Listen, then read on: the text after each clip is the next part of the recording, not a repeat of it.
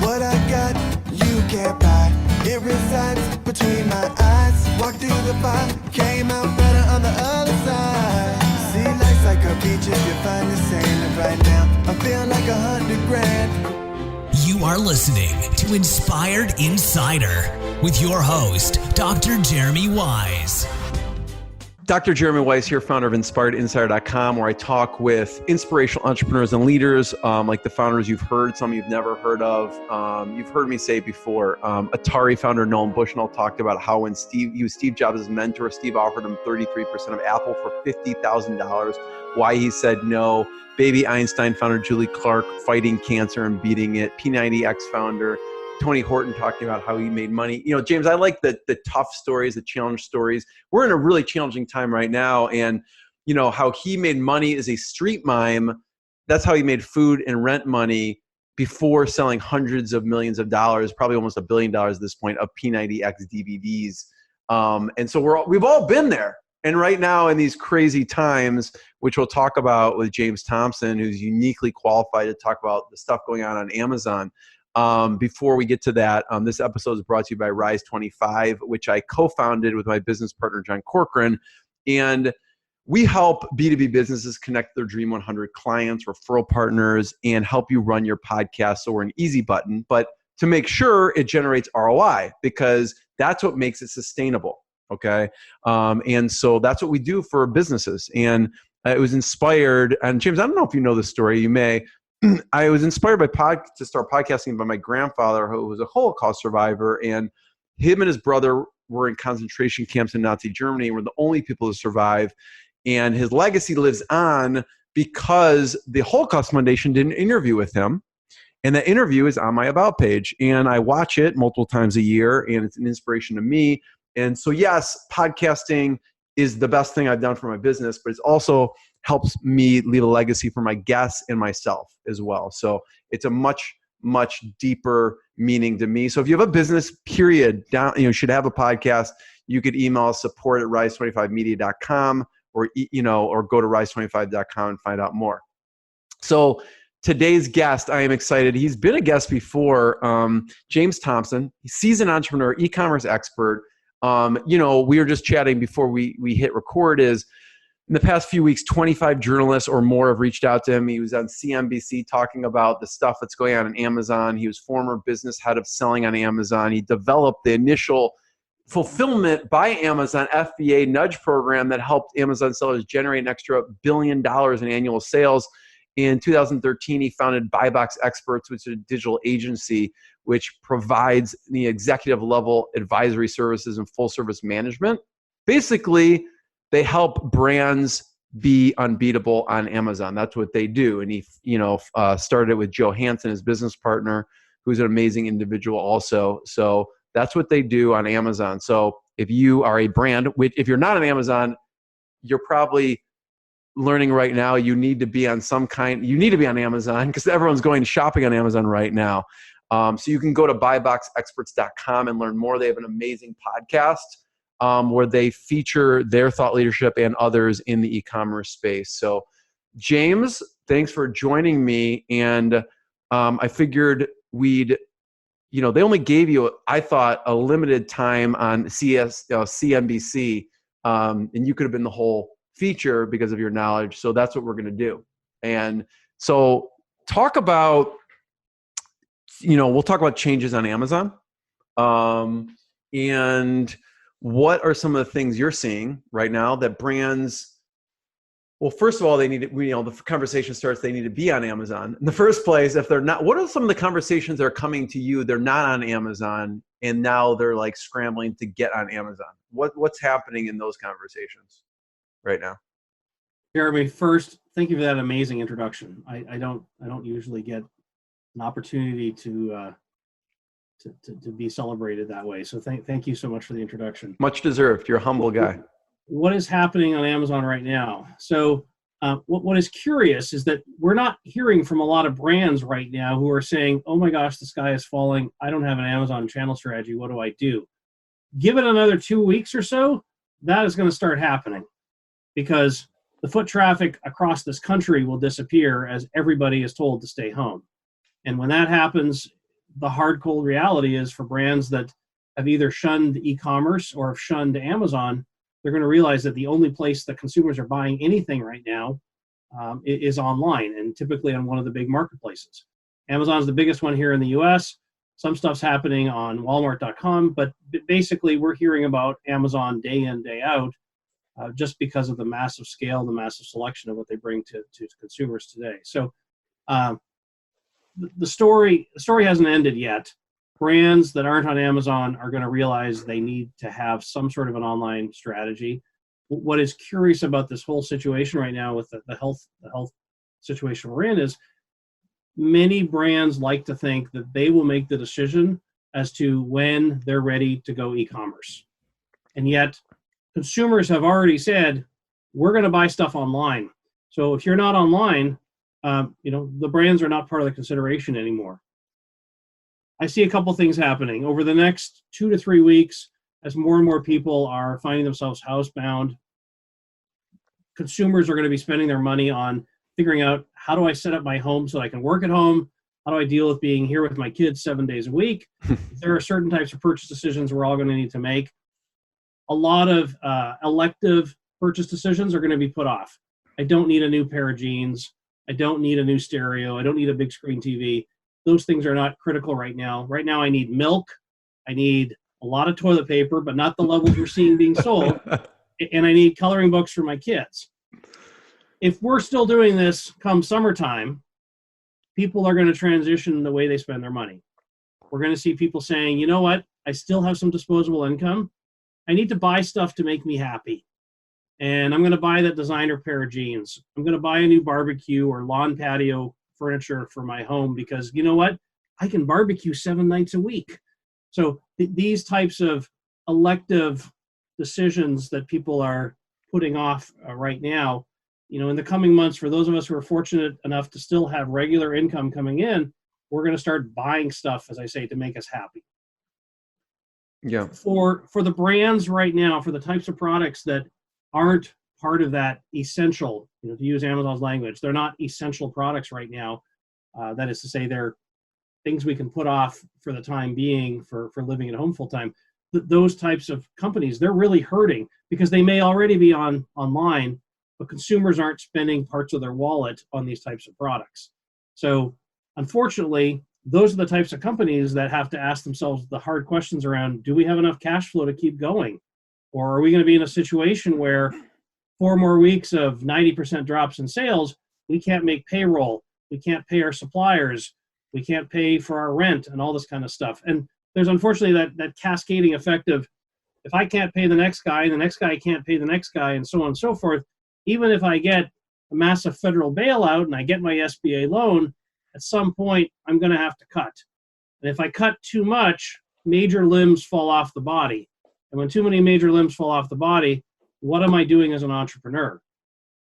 So the companies that have cash flow today, that have had enough discipline to be able to plan for a rainy day, and in this case, a very rainy day, these are the companies that are going to be in a position to have impressive opportunities that come to them when the war is over and we all have to figure out what the future looks like, what the new normal looks like.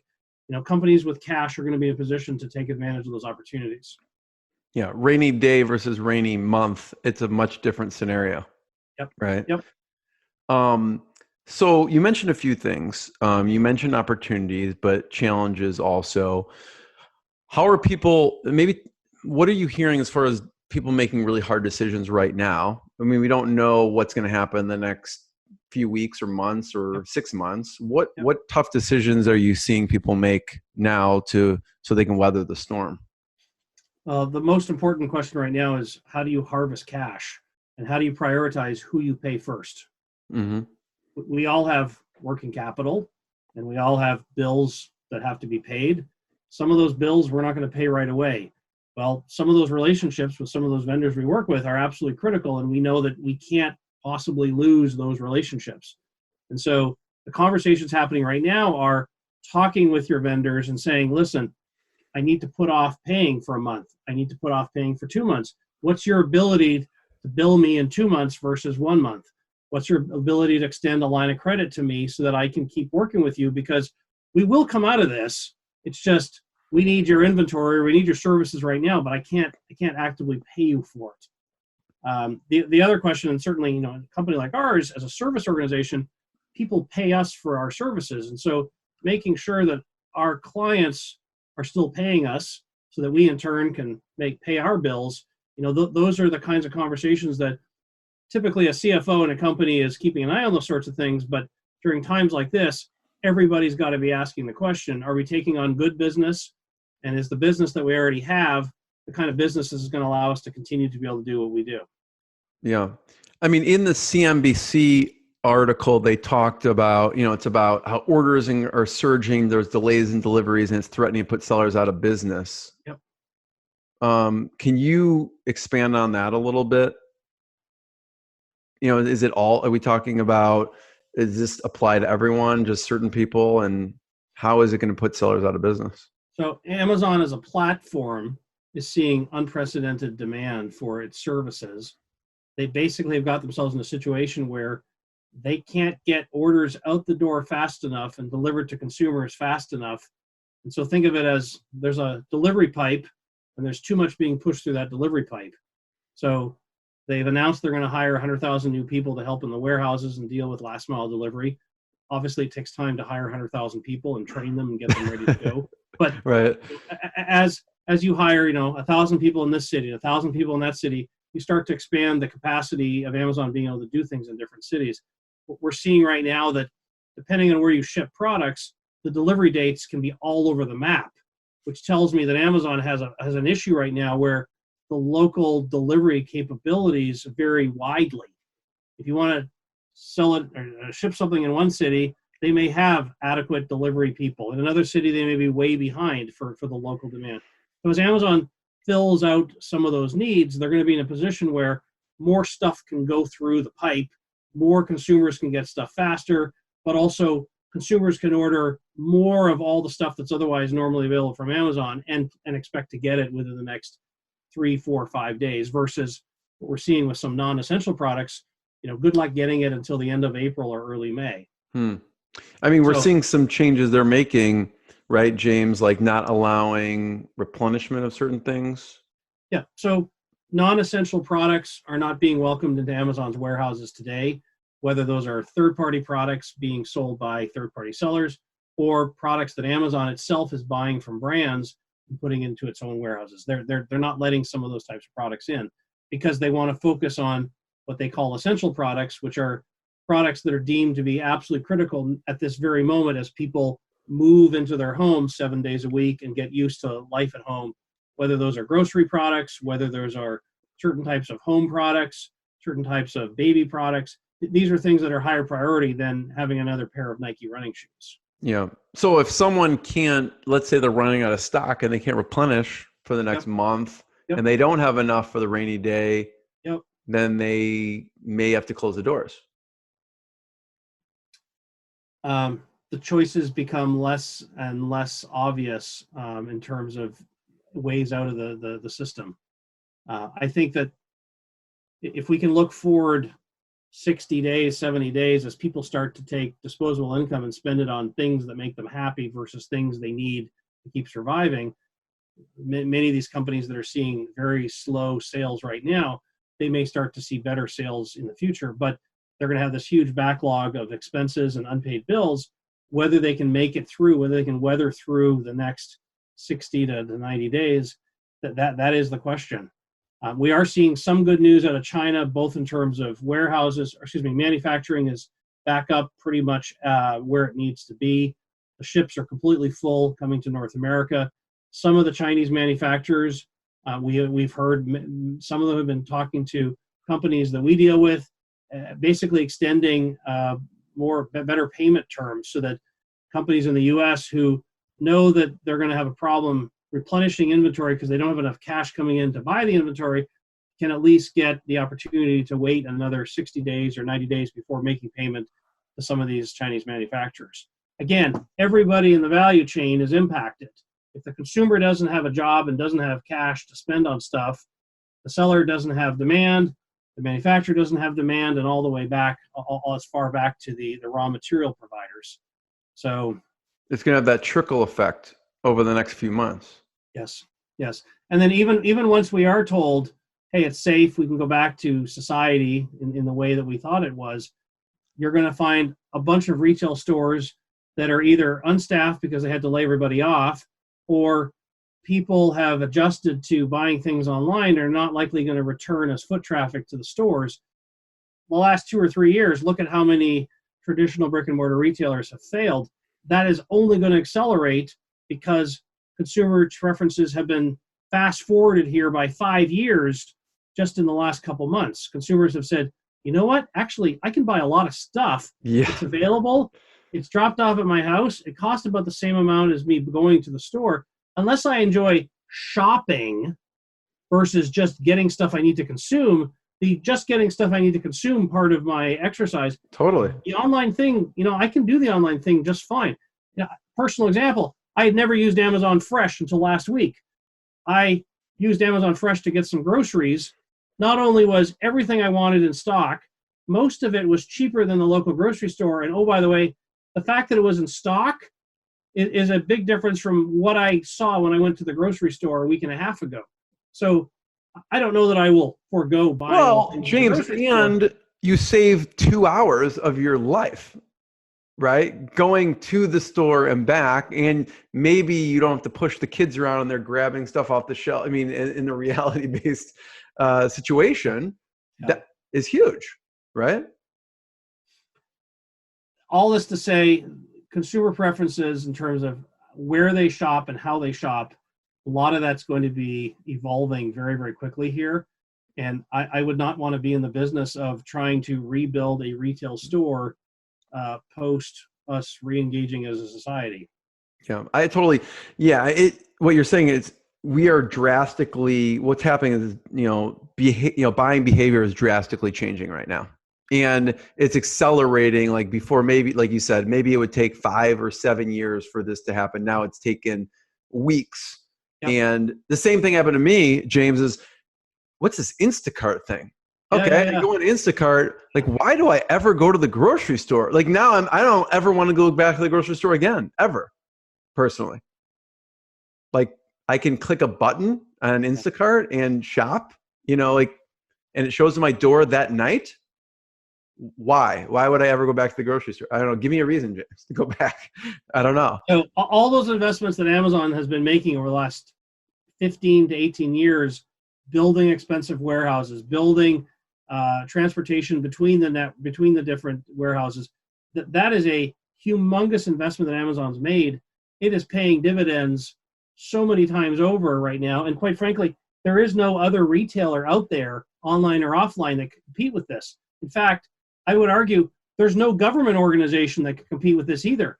Amazon has better distribution tentacles of more products to more people right now than anybody in this country. Not even the National Guard can do this right now. Amazon is the be-all, end-all when it comes to the ability to push everything and anything that consumers need into their homes as quickly as possible, with some call out to what Walmart.com can do as well. So I want to talk about the challenges we should be on the lookout for, because some of them, we sometimes only see what's right in front of us, not what's in the distance. Before we talk about that, are there any challenges that we should talk about that people are facing now that we haven't discussed as far as Amazon sellers?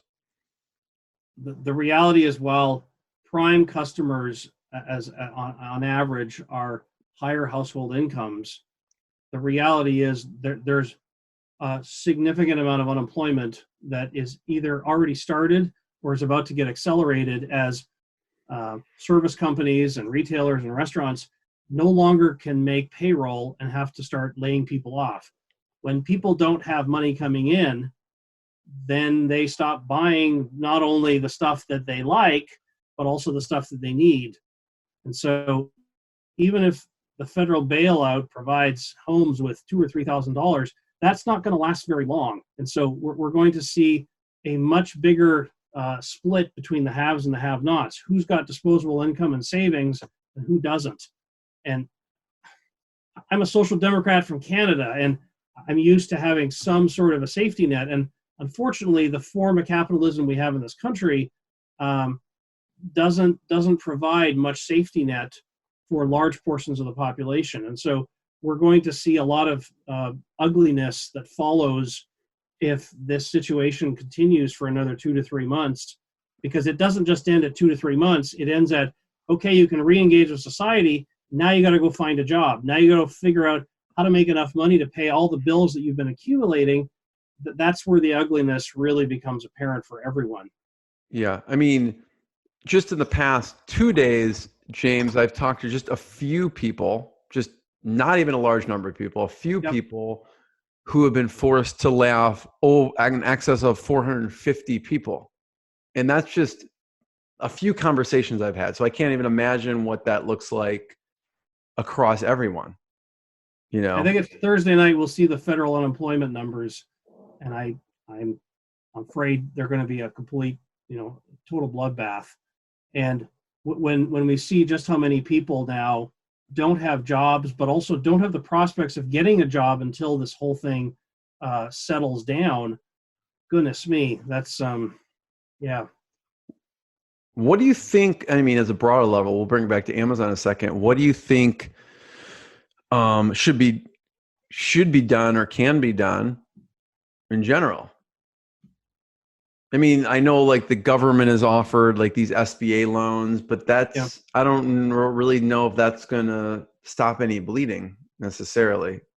So Maybe a little bit. I certainly encourage anyone listening who is in a position to qualify for an SBA loan. The emergency SBA loan program is much less hurdlesome than the traditional SBA loan process. We've applied for one. I don't know if we're going to get it, but there are lots of folks out there that will likely qualify that didn't realize they would qualify. Yeah. It doesn't take long to fill out the paperwork and see what you can do. This is also a time where you basically say, what are all the trees I can shake to figure out how to get more cash or how to delay paying? So just as we talked earlier around, have those conversations with your vendors and say, can you give me better terms? Can you delay payment?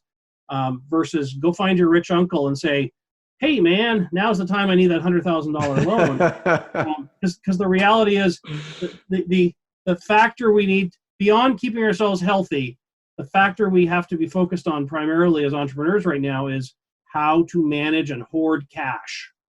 Yeah. When I say hoard, I don't mean hoard the way we hoard toilet paper. I mean, you got to have more cash on hand than you normally would, because the level of uncertainty we're dealing with right now is so scary. I don't know what's around the next corner in terms of what additional unexpected cost I might incur, like, oh my gosh, I got huge medical expenses because someone got sick, or oh my gosh, a local disaster happened. My company has an office in Salt Lake City, and a day after we sent everybody home, there was an earthquake in Salt Lake City. Now, Wow. Fortunately, the earthquake didn't cause a lot of harm because the buildings were set up properly, but these kinds of additional crazy things that happen on top of everything else, we need cash to be able to cover that. Because if you have cash, you're in control. If you don't have cash, then somebody else has to help you. And everybody right now needs some type of help. And so the more you can help yourself because you've got cash to enable that, the better position we're all in. So I guess we can point people towards, if you go to sba.gov and there is some tab where it goes to disaster assistance, there's SBA provides low interest disaster loans. And so you can go to sba.gov and find it. It's under a couple tabs like funding programs. So you can and these are check some that of these out. are 30-year loans at very low interest rates. Yeah. So certainly something to explore if you're anticipating a cascading negative effect of not being paid or not being able to pay others. Mm-hmm. If you're able to support a loan, you can be a hero in your value chain by either making sure that everybody gets paid, making sure that you're in a position that you can offer better terms to people downstream who need your services. That's all good stuff. And if you can support better terms of people that owe you money, they'll remember that when things get better on the other side. Any other resources you think would be important to point people towards, or is that the main one? when my world of Amazon sellers is not a group that traditionally gets traditional lending from banks. They're having to use alternative sources for lending as it is. And I'm not talking, Tony down at the end of the bar who's going to lend you money, but the reality is a lot of it is angel investors and family and bootstrapping everything to keep growing. Bootstrapping is great, but when you don't have the money to support the fact that somebody can't pay you and now you've got to come up with more money to keep the lights on, you have to get creative about where do you shake the trees to find additional capital, or where do you go have hard conversations with the people around, I can't pay you, still want to work with you, you're going to need to give me 60 days to come up with funds to pay for this.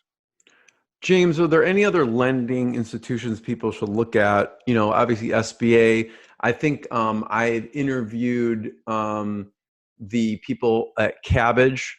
Actually, and we didn't mention in the beginning, James and Joe founded the Prosper Show, which is one of the leading conferences for e-commerce, and so for Amazon sellers.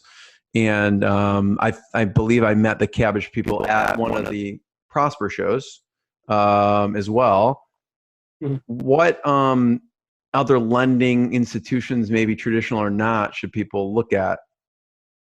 So there are companies that will help finance a loan based on your FBA inventory if you're an Amazon seller.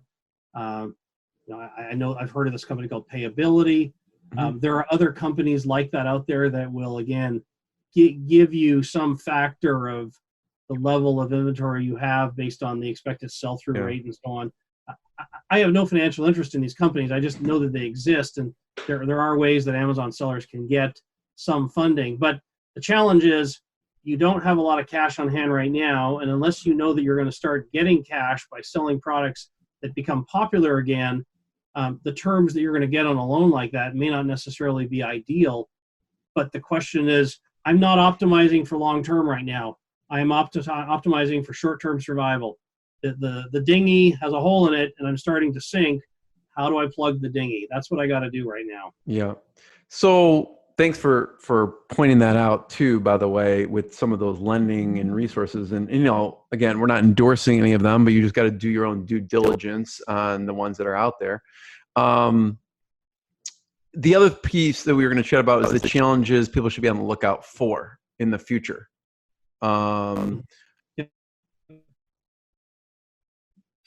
So I can speak as someone working with third-party sellers on Amazon. The marketplace has encouraged a lot of people to double down on growth every single day.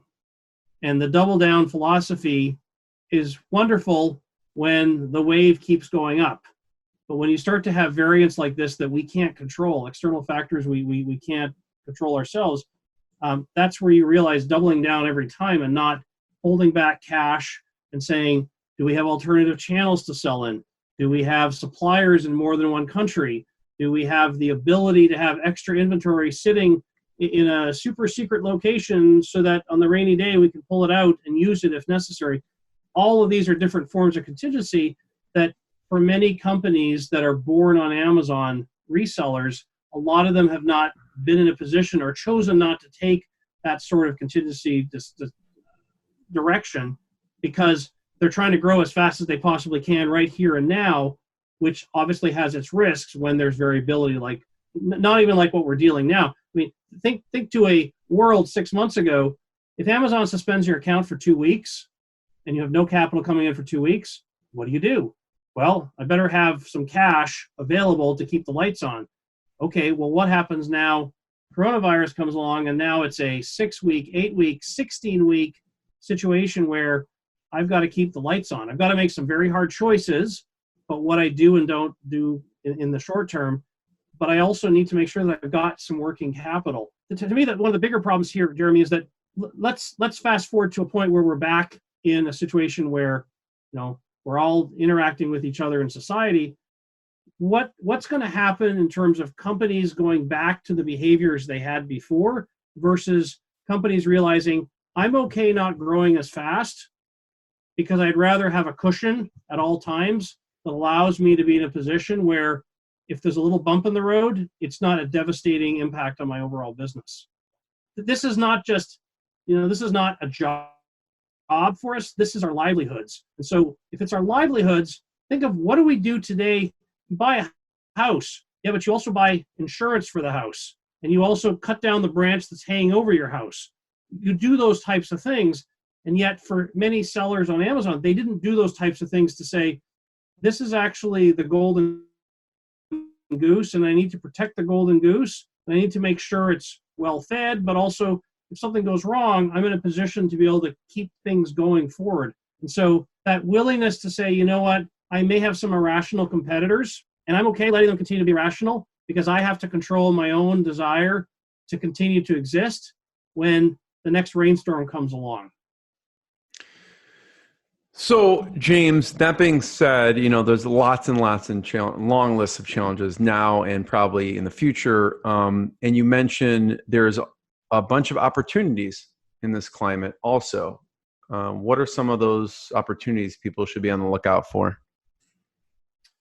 So as I think about as an entrepreneur, the first opportunity is to look at where have I not diversified or spread risk around as much as I should have. Am I selling in 2 or 3 other channels where I should be selling? Do I sell too many products in only one category where consumer preference swings one way or the other are going to greatly impact my ability to continue to have revenue? Looking at all these decisions you've often unknowingly or implicitly made and challenging yourself on how do I spread the risk around a little bit more? And spreading a risk amount around means you're not going to make as much money. Just like, if you don't put all your money on the same number in the casino, you're not going to win as much money, but you're also not going to lose as much money. And so being willing to say, I'm willing to go in for, 10% year-over-year growth rather than trying to double down at 30% growth year-over-year. 30% growth is wonderful, but it also comes with that risk of if you can't sustain a proper cushion to protect you against the rainy day situation, you're going to be in trouble. So for companies that still have capital and are still at least above water and are able to keep going during this time of uncertainty, there will be opportunity for them to say, listen, there's share for us, market share that we can go after because right now is the time for companies that have cash. They should still be spending money on advertising. They should still be able to get out there and get their brand name in front of as many people as possible because as you build brand, if you build now, you're going to be in a much better position when many of your competitors are having to cut back completely.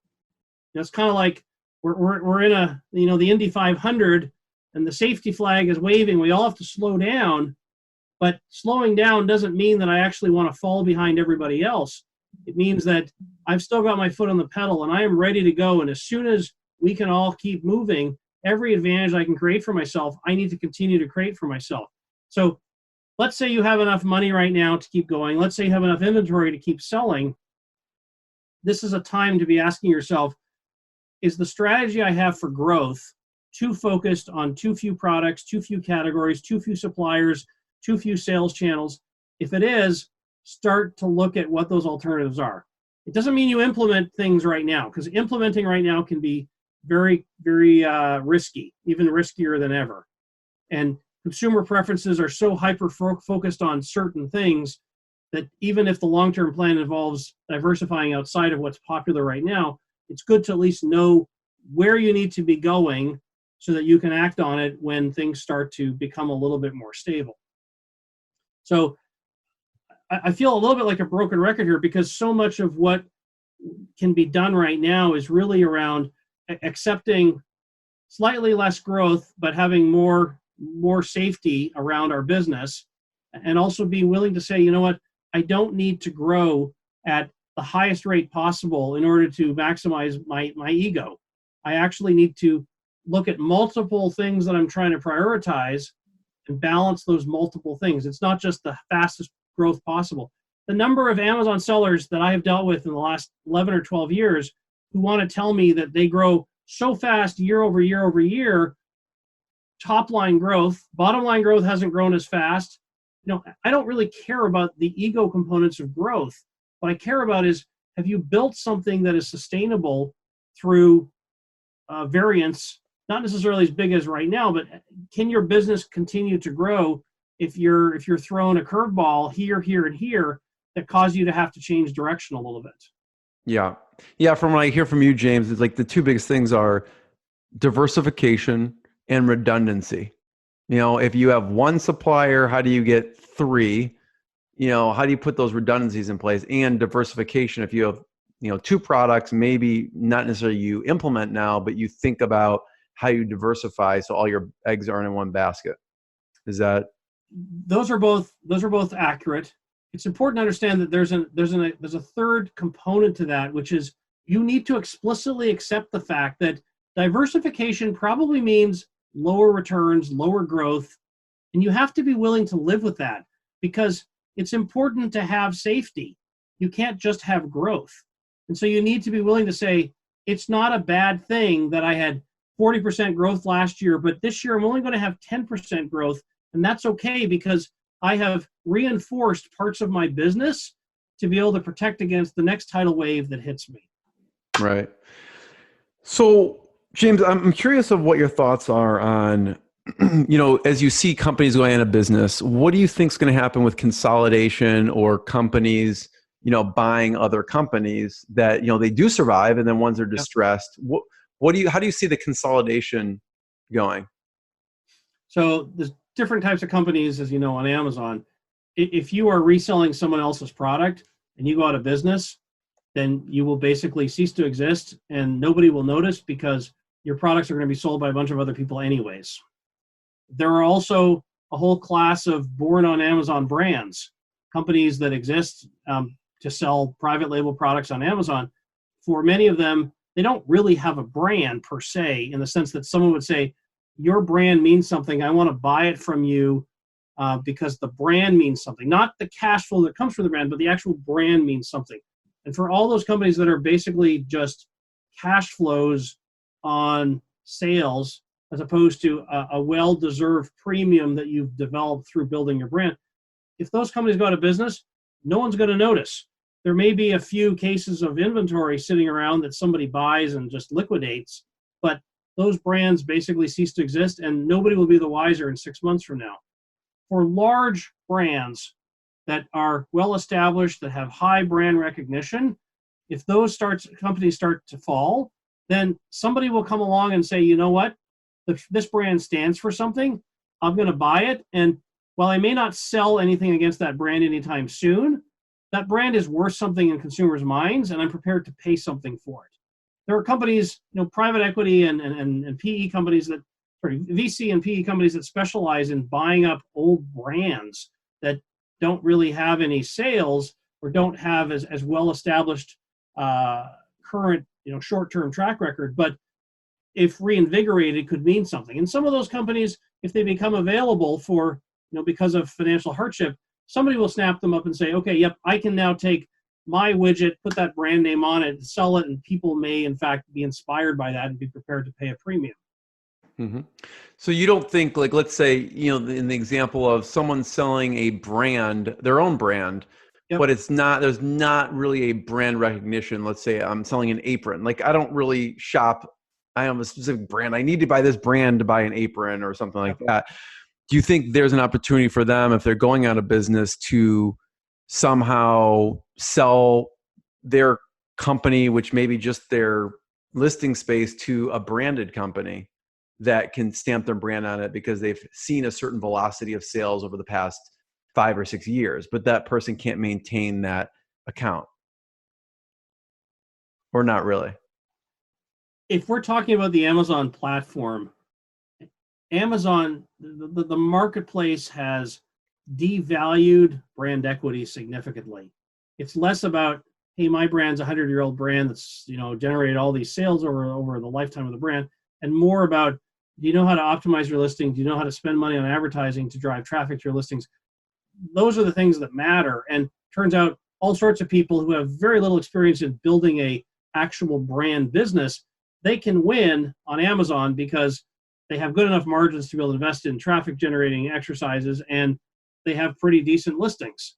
So when the time comes that brand falls apart, or disappears because of cash flow issues, if there isn't really a brand, meaning consumers saying, oh my gosh, this brand doesn't exist anymore, that's horrible, I was prepared to pay this premium to buy it, what am I going to do? That's not the typical customer behavior on Amazon. Typical customer behavior on Amazon is, I need to buy vitamins. What's on the first page of search?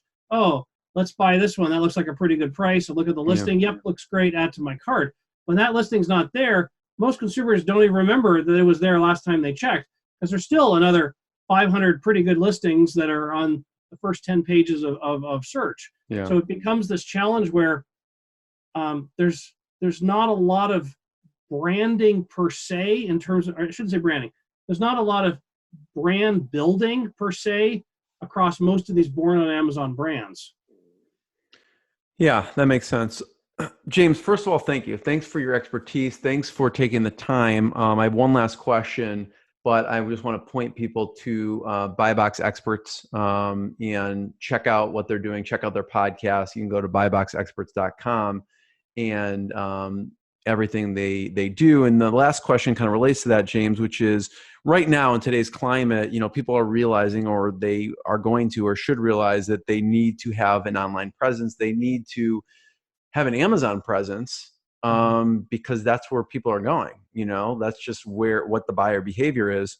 You just go with the buyer behavior, don't go against it. Who are ideal clients to engage with Buybox Experts?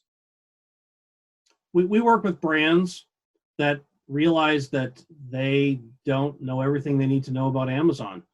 The Amazon Sandbox is not like any other retail sandbox out there.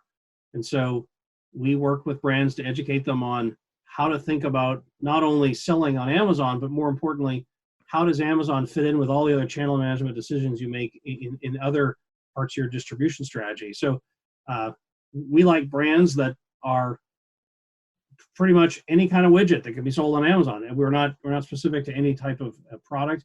Amazon doesn't treat one type of widget different from another. For all intents and purposes, Amazon is a huge transactional marketplace of widgets. And so how do you as a brand get at least decent transactions out of the exercise? You may not get brand building out of it, but at least get customers out of it and get transactions out of it.